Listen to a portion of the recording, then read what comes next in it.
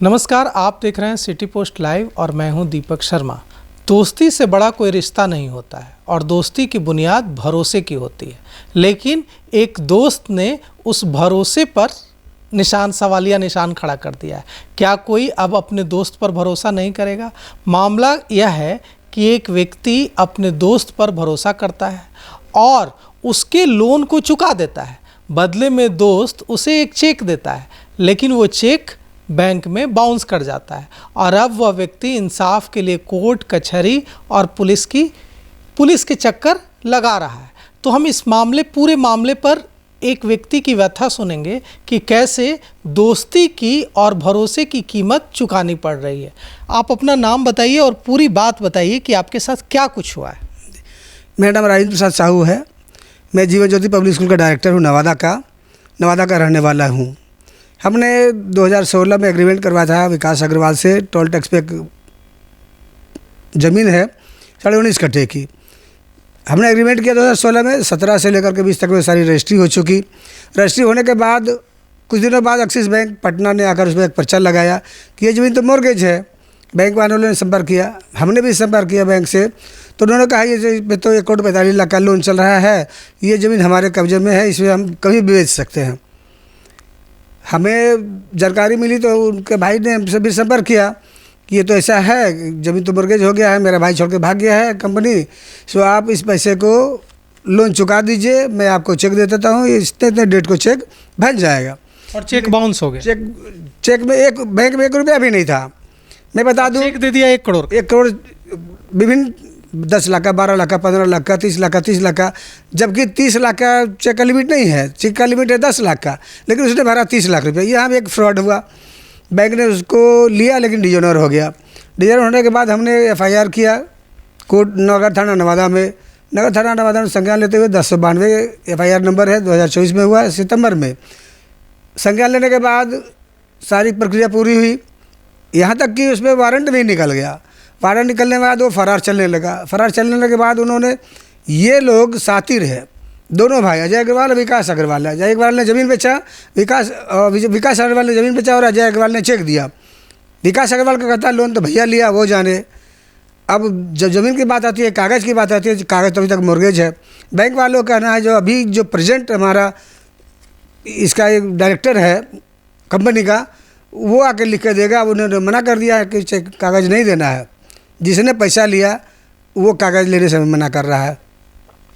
असल बात यह है कि दोनों का मिली भगत है।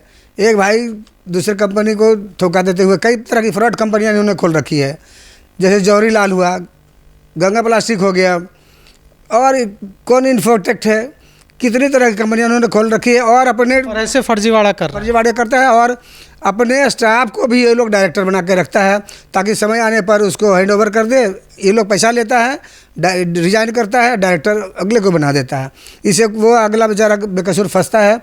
एक तो कलकत्ता में केस है, जिसका केस नंबर मैं बता दूं, जो विकास अजय अग्रवाल पर चल रहा है, वो केस नंबर 98 2017 में हुआ, शेक्सपियर सरनी थाना में। दूसरा केस हुआ 353 अलीपुर थाना में। दोनों मामला यही फ्रॉड का है। इसी तरह का फ्रॉड कर करके लोगों को ठगता फिरता है। विकास अग्रवाल पे केस है 865 नगर थाना, ये गांधी मैदान थाना पटना में, और एक है 412 2013 में हुआ, वो अगमकुआ थाना में। ये लोग सातिर है और इसी तरह से अपना सरुख के बल पे पुलिस को और कोर्ट को भी गुमराह करता है।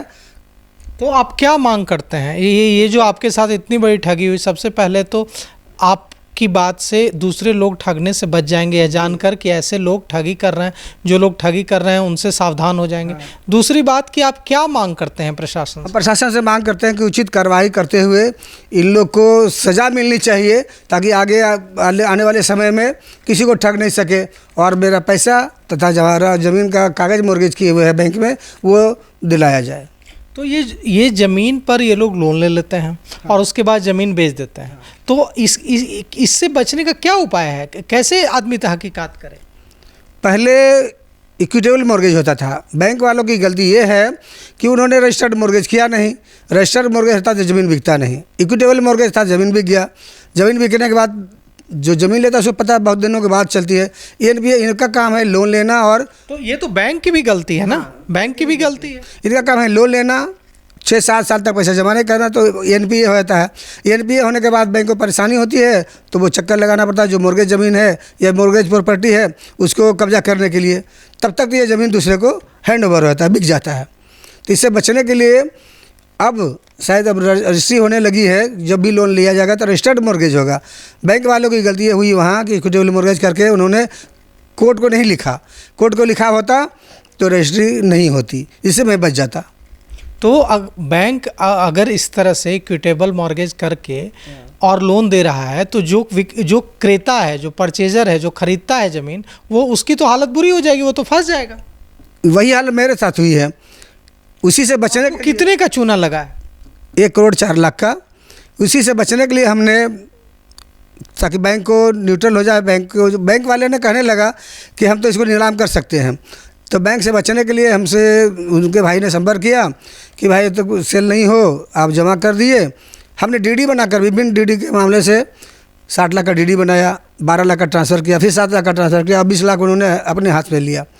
इसी तरह से कुल 1,04,00,000 का लोन हमसे विकास अजय अग्रवाल ने लिया, और अजय अग्रवाल चेक भी देते चले गए, लेकिन बैंक खाते में 1 रुपया भी नहीं था। इनका काम है चेक देना, डिजोनर करा देना। तो ये जो चेक डिजोनर करने का जो केस है वो तो दर्ज हुआ होगा ना? हाँ बिल्कुल दर्ज हुआ है, हमने एफआईआर में लिखा है, सारी प्रक्रिया हमने कर दी है, सारा मामला हमने एफआईआर में लिखा है। लेकिन बाद में ये पता आपको इंसाफ नहीं मिल रहा है? हमारे इंसाफ नहीं मिल रहा, वो लोग फरार चल रहे हैं।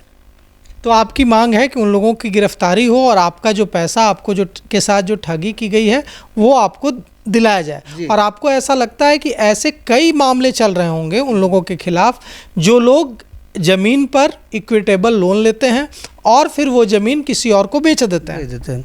हाँ, इससे बचने के लिए सरकार को अहम कदम उठानी चाहिए। सरकार कदम उठाती है इस तरह का मामला में, क्योंकि सवाल सिर्फ आपका नहीं है साहू जी, ये तो बहुत बड़ा सवाल है ना कि अगर आप विक्टिम हैं, आप पीड़ित हैं, तो ऐसे कई मामले चल रहे होंगे जिसमें कि इक्विटेबल लोन ज़मीन के मालिक ने ले लिया और उसके बाद वो ज़मीन किसी को बेच दिया, और जो क्रेता है, जो परचेजर है, उसको जानकारी ही नहीं है, और उसके बाद ज़मीन के बाद जब वो बैंक उसको कहता है कि हम तो ज़मीन जब्त करेंगे। हाँ सही बात है, इस तरह का मामला कई है, हमारे सामने भी आई है मामला। और हमारे सामने एक मामला है जो शेक्सपियर सरणी थाना से है, अजय अग्रवाल पे। उन्होंने किसी तरह से बुड़बक बनाकर लोगों को ठगा है, जिसकी सारी रिपोर्ट हमने कोर्ट को सुपुर्द किया है। कोर्ट से इंसाफ चाहिए मुझे, मैं यह मांग करता हूँ। तो जो साहू जी के साथ हुआ कि इन्होंने एक ज़मीन खरीदी, ज़मीन के पूरे पैसे चुकाए, और ज़मीन के विक्रेता ने पहले ही उस ज़मीन पर इक्विटेबल लोन लेकर रखा था, जिसकी जानकारी क्रेता को नहीं हो पाई। तो ऐसे तो कितने मामले हो रहे होंगे बिहार में कि जो ज़मीन बेच रहा है उसने उस पर इक्विटेबल लोन ले लिया और ज़मीन को बेच दिया, और बाद में बैंक ज़मीन पर कब्जा करने पहुंच गई। तो ऐसे जो मामले चल रहे हैं और ठगी हो रही है, इस आधार पर निश्चित रूप से सरकार को कड़े कदम उठाने चाहिए, प्रशासन को कड़े कदम उठाने चाहिए, ताकि लोगों को ठगा न जा सके इक्विटेबल लोन और ज़मीन के गड़बड़ झाले में फंसाकर। तो फिलहाल इस खबर में इतना ही। आगे की खबरों के लिए देखते रहिए सिटी पोस्ट लाइव। शुक्रिया।